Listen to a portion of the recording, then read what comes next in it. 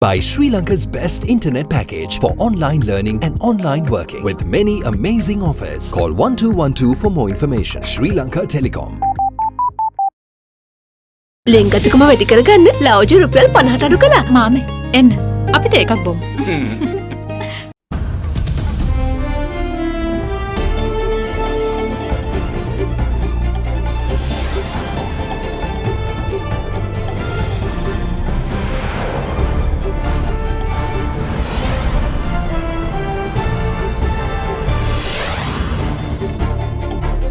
Tonight, disaster averted.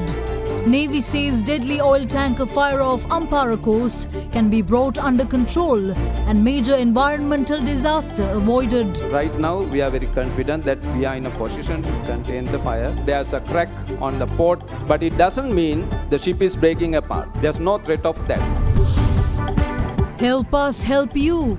State Minister Ajit Niwad Kabral promises a government the private sector can trust, but urges cooperation in anti-corruption efforts. We know there are obstructions for people like you. We need to unlock those. It's not only the government that can be corrupt by themselves. I've never seen one government official going and bribing another government official.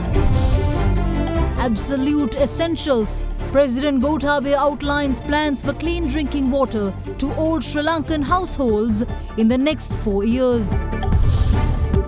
Crying foul. Opposition MPs call 20th Amendment to the Constitution unpatriotic, and the country will go back to 18th Amendment times.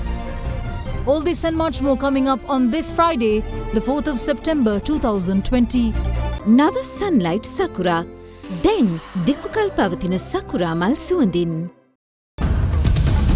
From AdaDerana, this is AdaDerana First at 9. Live from Studio 24 in Colombo. Good evening and welcome to First at 9. I'm Shanella Fernando. Moving on to your top stories for tonight. Director General Operations of the Sri Lanka Navy Rear Admiral Y.N. Jayaratne says is confident that the fire which broke out on an oil tanker off the coast of Ampara can be contained, adding that the country is in no danger of facing a major oil spill. Responding to concerns over a crack that appears on the ship's hull, Rear Admiral Jayaratne says that it is a result of intense heat generated from the fire, while brushing aside rumours of the ship breaking apart. Also speaking at the media briefing, Commander of the Army Lieutenant General Shavendra Silva assures that the country is capable of dousing the fire and preventing one of the biggest environmental disasters in the history of the world. Meanwhile, the Air Force and the Indian Navy as well as the Coast Guard have now joined the firefighting operation. The Panamanian flagged ship New Diamond left the port of Mina Al Ahmadi in Kuwait and was heading towards the port of Paradip in the eastern Indian state of Odisha. It carries 270,000 metric tons of crude oil and 1,700 metric tons of diesel. The ship caught fire while sailing about 38 nautical miles off Sangamankanda in the eastern seas of Sri Lanka yesterday. The fire broke out at around 8 a.m. yesterday as a result of an explosion in a boiler in its main engine room.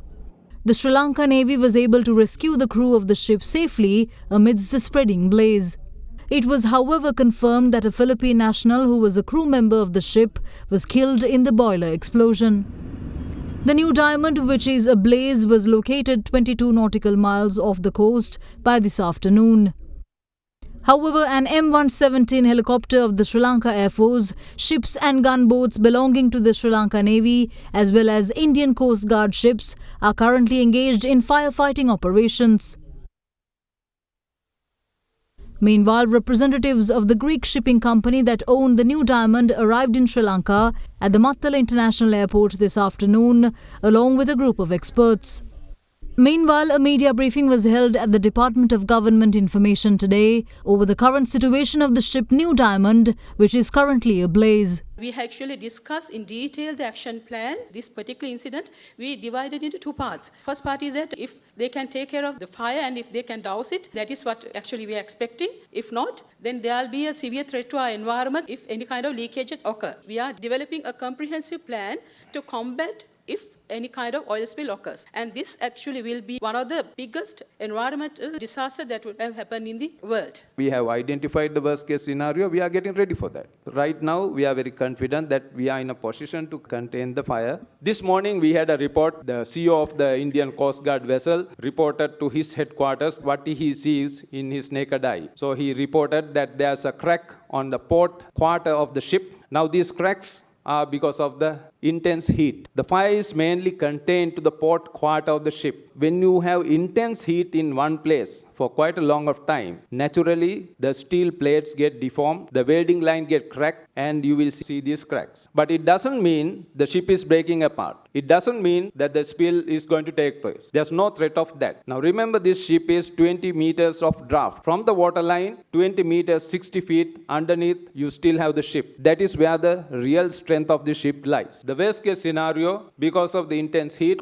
if we cannot control the fire for maybe for 5, 6, 7 days, the hull crack, ship break, snap, and then it start tilting.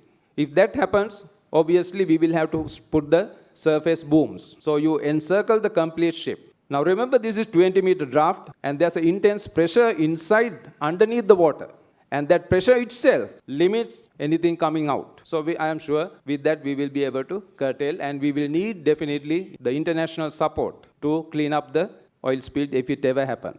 In the event we go to a worst case scenario of an oil spill, is there any criminal process that will be followed? If oil spill occurs, yes, definitely we'll have to take criminal action against the connected parties. Reports say that when an oil spill happens, it turns into sludge. And if the sludge reaches the Sri Lankan shores, what measures has MIPA taken to contain it? We actually have very minimal resources at the moment. When the oil spill occurs, it actually gets emulsified. Basically, collecting and disposing will be the only option that we have, and also for that, it will take a lot of time, maybe 3-4 months. You mentioned that you all are under-resourced and you do not have the relevant equipment. In 2018, when the Muthurajawala spill happened, MIPA said the same thing. Hasn't MIPA done its homework and prepared for better contingencies? If you take the severity of this disaster, this actually cannot handle by a country alone. In this kind of situation, it has to be the regional cooperation that will have to get. As she rightly mentioned, that if this happened, it is the worst type of incident in the world. But we believe that we are capable,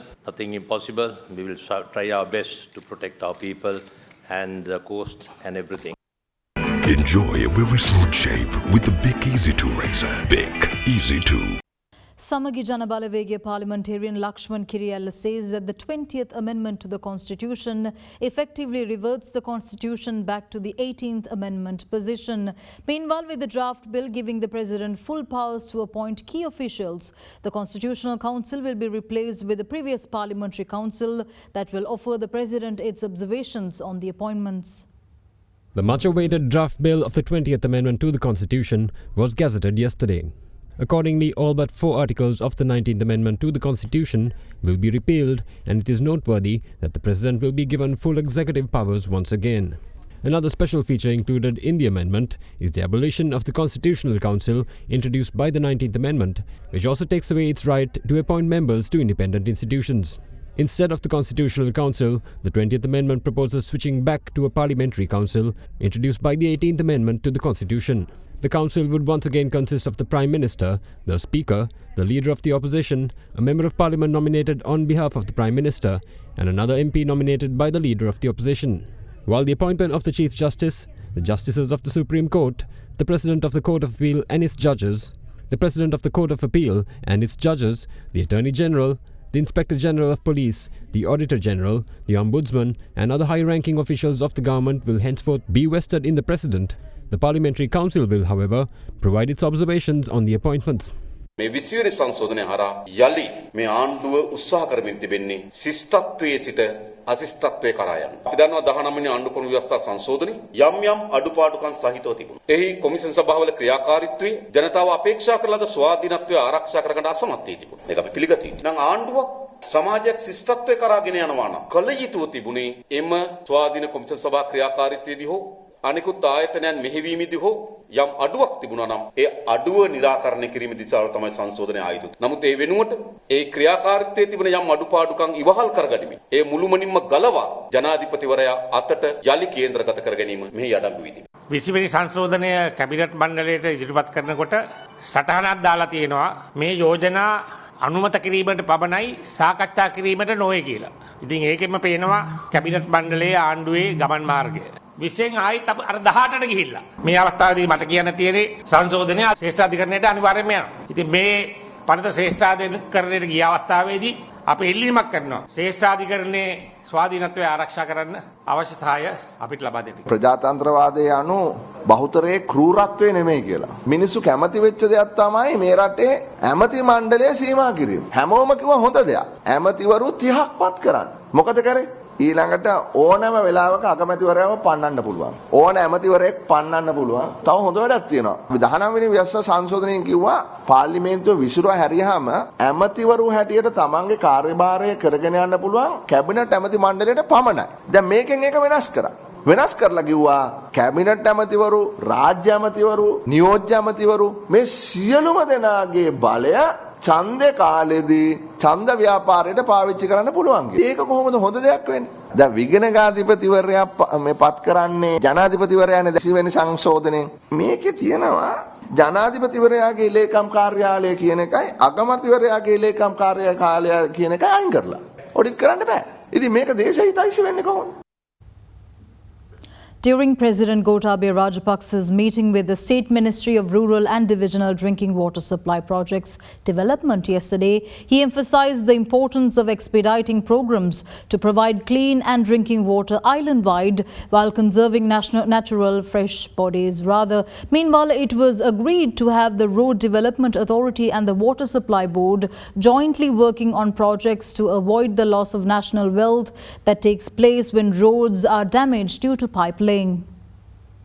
The State Ministry of Rural and Divisional Drinking Water Supply Projects Development met with President Gotabaya Rajapaksa yesterday to discuss the future plans of the ministry. President Rajapaksa stressed the importance of needing to expedite programs to provide clean drinking water to households while paying special attention to the cleaning and conservation of rivers, streams and water catchment areas. The government's expectation to provide drinking water facilities to 4.7 million families in the next 4 years can only be fulfilled with the laying of 40,000 kilometers of new water supply pipes, it was revealed. Thus, the project is currently being implemented using local and foreign funds. The State Ministry highlighted that in the Colombo district alone, 45% of the total water supply has been contaminated with waste due to water leaks. However, they said that due to the laying of new water supply pipes in the past few months, the figure has been brought down to 15%.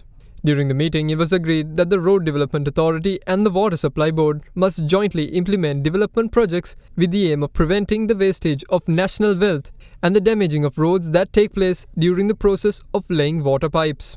During the meeting, discussions were also held regarding rainwater harvesting and on the expansion of the capacity of the tanks and reservoirs through the construction of a new tank and a reservoir network.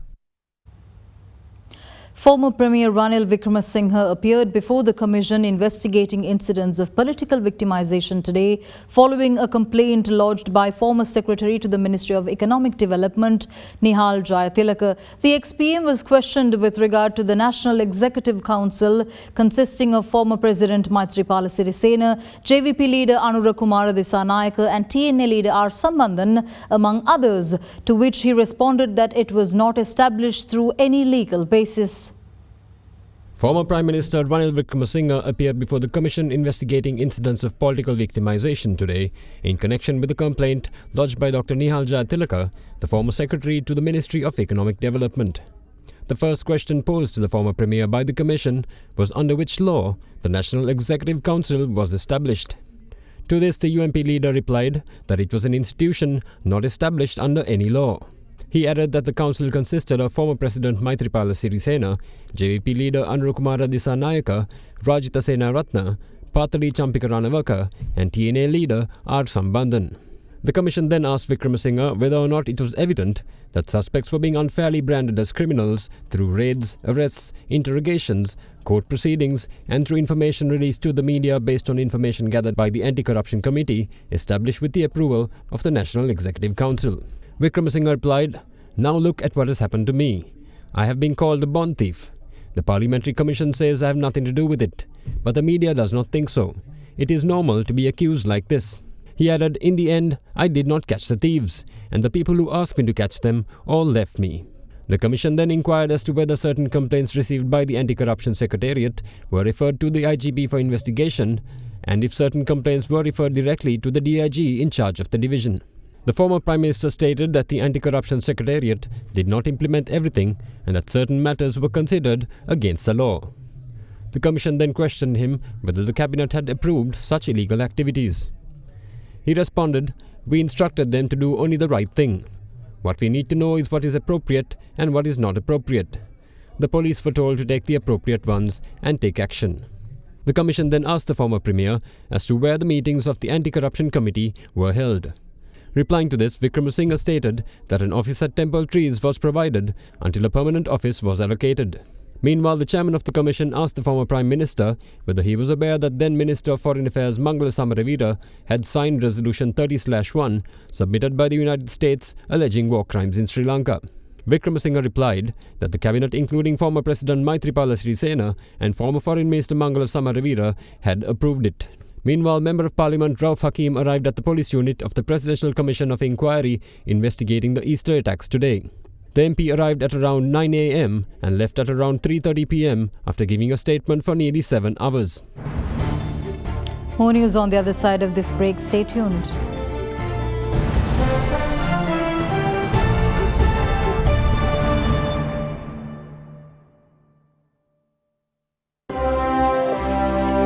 Ceylon Bank, the bank with a heart.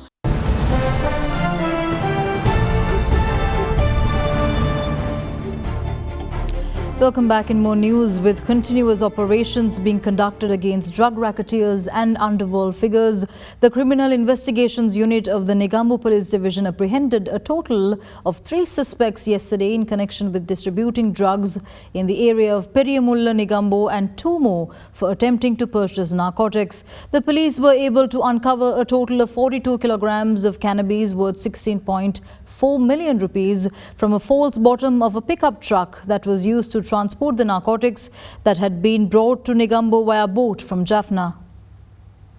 The police arrested 10 men yesterday who were believed to have distributed heroin in the Variapola area as well as in surrounding areas. The police stated that during the arrest, 9.82 grams of heroin were found in the possession of the suspects. The police also stated that the ages of the suspects were between 18 and 30 years of age. In the meantime, 2 siblings who were involved in drug racketeering were arrested by the Panudara South Police at a house in the area of New Dava in Panudara. The police seized 15 grams of heroin in their possession. Investigations have revealed that one of the suspects' paramours had been supplying them with the narcotics. In other developments, the police special task force discovered a cannabis field and were able to arrest 1 person yesterday during a raid in Buttala. The police stated that they destroyed a stock of cannabis worth over 5 million rupees. Meanwhile, the Criminal Investigations Unit of the Negombo Police Division apprehended 2 individuals who were in the process of purchasing cannabis from a lorry in the Periyamulla area in Negombo and also seized 400,000 rupees in cash yesterday.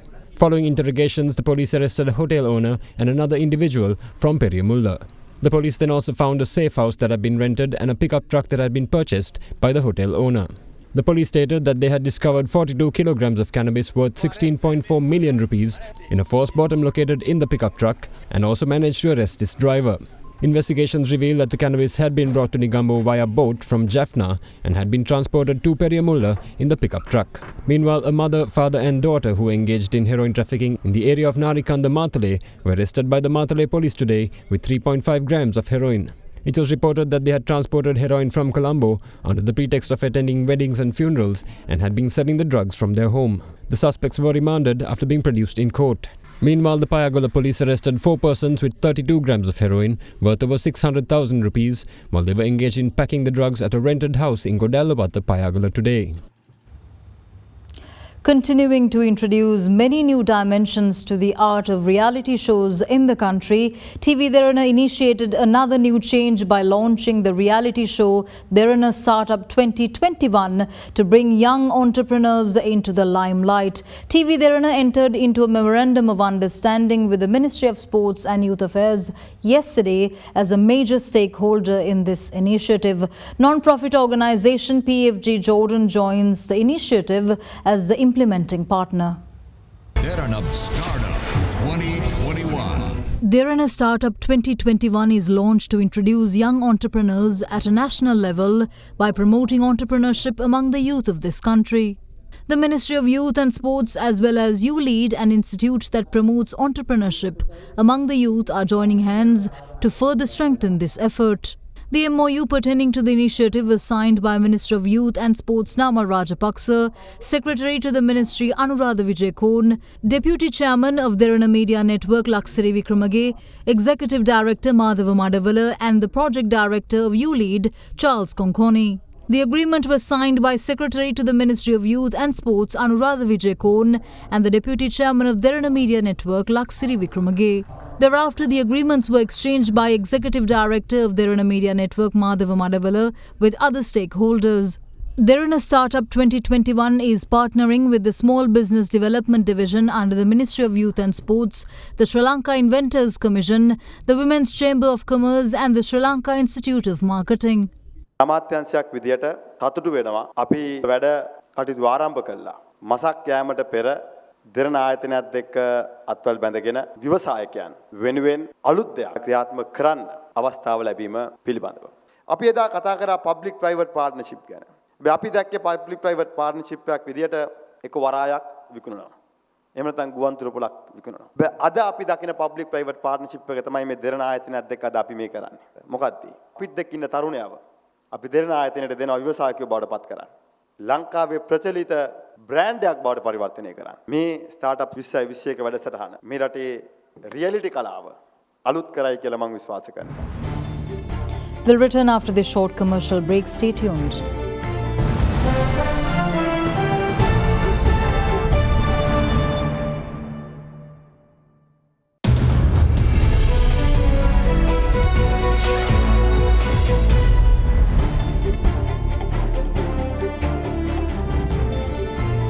Welcome back in your business news. State Minister for Money, Capital Markets and State Enterprise Reforms, Ajit Niwad Cabral, urged private sector to join hands in the government's efforts to eradicate corruption in the public sector by not seeking special favors for a competitive advantage. State Minister Cabral revealed that the government plans to transform Sri Lanka into a $150 billion economy by 2025 and promised to remove all blocks faced by the private sector in order to ensure a free and fair playing field.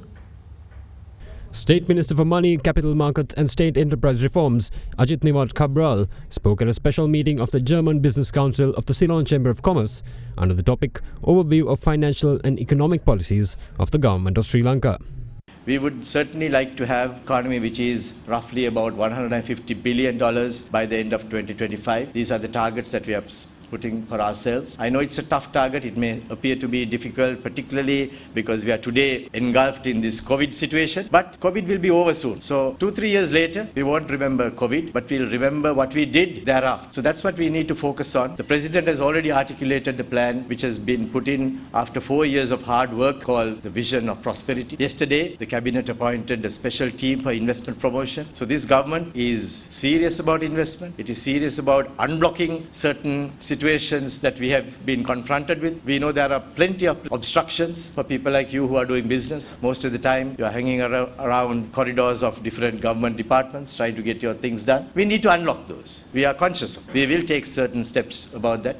We are also very conscious about the Sri Lankan businesses, and that is our role. So you can be sure, my dear friends, that we have a different attitude towards you. We are also conscious that the doing business indicators indicate that Sri Lanka is not one of the best countries to do business. We are concerned about that, but again, that doesn't matter. We are not complaining. We are not crying about it. We know that it puts us on a greater responsibility to get that done. And we have given ourselves, once again, an overall objective of bringing our ranking in the world to the 25th position by the year 2025. So we are trying to build in a government which you can rely upon, which you can take your problems to and resolve those. And we are also setting ourselves some specific goals which I know will be driven with a lot of concern and care. The State Minister also took the opportunity to seek the assistance of the private sector to join the government's efforts to rid the public sector of corruption by refusing to seek special favours for a competitive advantage.